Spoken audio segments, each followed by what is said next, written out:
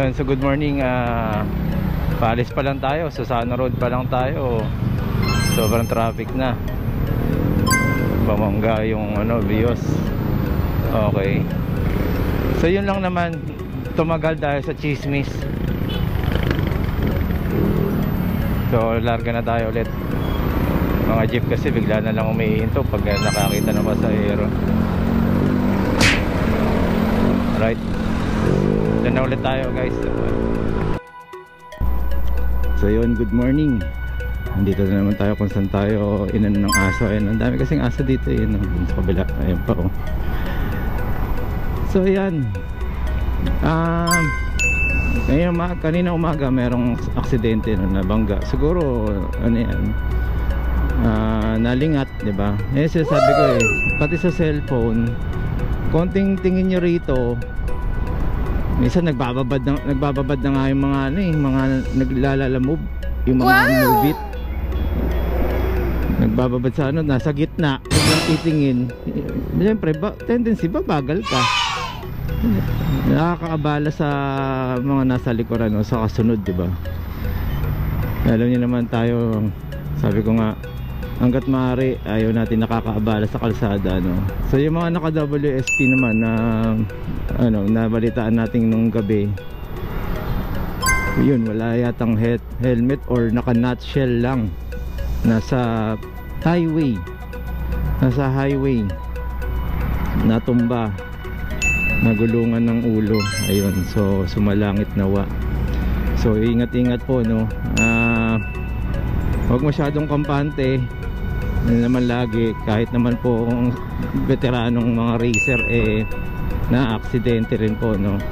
Kasi nawawala sa focus.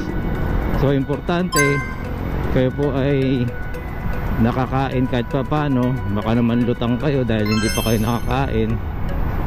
So yun, kaya kailangan nyo pa rin maging aware sa mga bagay-bagay, no? So level 1 lang tayo, Mindanao Avenue, papunta tayong EDSA. Yung mga tao nagko-comment sa akin lagi nga na tinatanong kung pwede sa EDSA.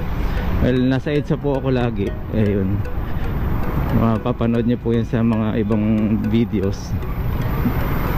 Pati po yung yung nagpatambay tayo sa EDSA din tayo. So yun, so ready na ba ulit tayo magkaroon ng mga ganun ulit, ano? Yun nga yung advocacy na natin, no? Safety, no? Sa road safety, kailangan dapat talaga aware lahat kasi yung iba madisgrasya o makabangga, hindi nila alam anong gagawin nila. Saan ba dapat, pag dinala kayo sa presinto, natakot na kayo.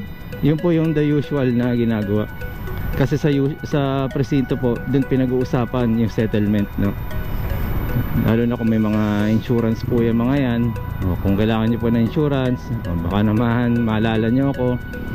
Ayun, mapakotse yan, motor, bahay, meron po tayo nyan. Insurance mo sa sarili mo, mas maganda, meron ka. Bakit?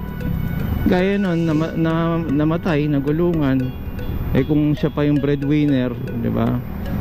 Siya pa yung nagdadala ng pera sa pamilya, masakit pong mawalan yun, di ba? So kung gusto niyo naman po matuto sa mga bagay-bagay, kasi ang goal ng aming company ay maturuan ng mga bawat Pilipino na hindi lang isa breadwinner sa bahay, no? Dapat nga kanya-kanya dahil paano kung yan na. So adjustment, ang laking bagay mangyayari, no? Teka lang, hindi tayo nakikita nun kasi pa-side yung niya yung side mirror kasi ganyan yung makikita, di ba? Yan, pag pa-side yan na ganyan, hindi niya tayo makikita. So yan, congressional. So dito muna tayo sa maluwag naman. So mga ilang minuto din to tayo nakaito rito. Ayan, kung kaya napapansin nyo, hindi ako naglalagay ng cellphone dito, although minsan makakatulong, no? Kasi pagka meron ka pinuntahan hindi mo alam yung lugar, Pakita mo na dito kasi hawak mo dito yung cellphone. Butas-butas na yung gloves ko, baka naman may mag-sponsor. Excuse me. So yan, karamihan ang nakakatabi natin ano, Honda Click. Oh, puro Honda Click oh. Oh, Honda Click din yun. O bihira na yung NMAX ah. Oh. Ayun, Aerox. Wala sa lugar.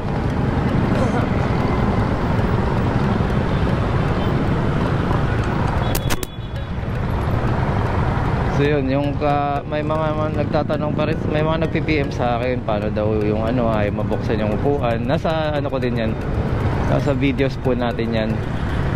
Yun nga po yung gusto kong malaman ninyo, na pwedeng mabuksan yung upuan nang walang susi. Kaya may ginagawa po tayo dyan, tinatalian po natin para hindi po maabot, no?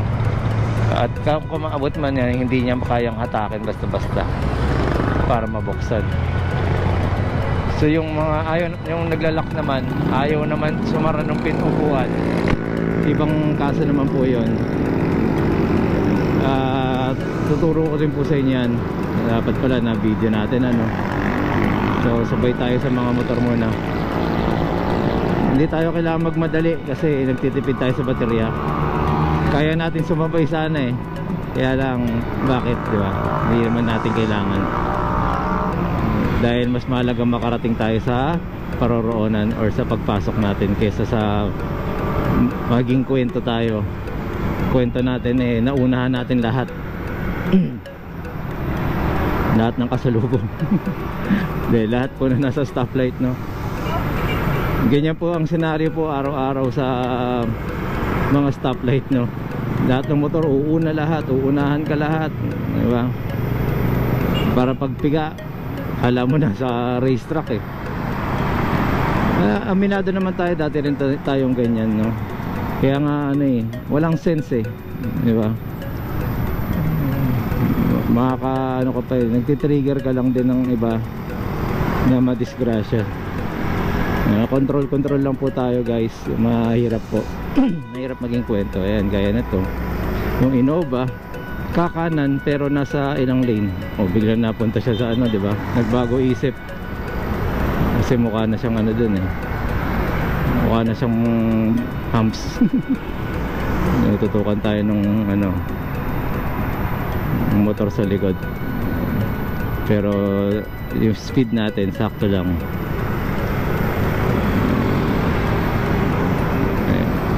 Okay, so mamaya tingnan natin, maisingit ko yung ano, yung sa compartment. Tumatawid, wala naman tawiran dyan. Okay, sige.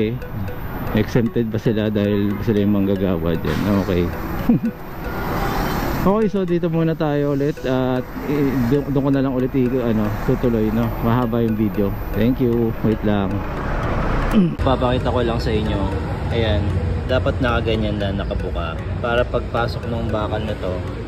So, pagpasok niya dito, maglalak yan pag ganun, tutulak yan. Ngayon pagka ayaw, kaya hindi naglalak yan kasi nakaganon, nakababa yan. Papansin nyo nagagalaw, di ba? Tutulak niya lang na pag ganyan para umangat. Okay, yan lang.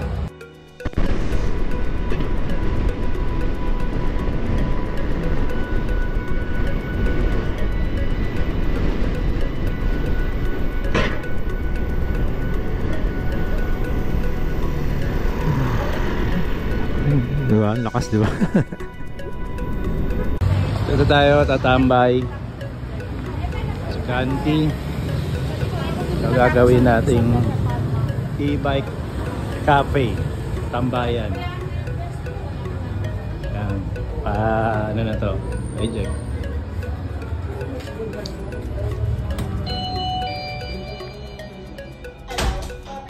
Ayan sa labas, gagawin nating tambayan yan ng e-bike.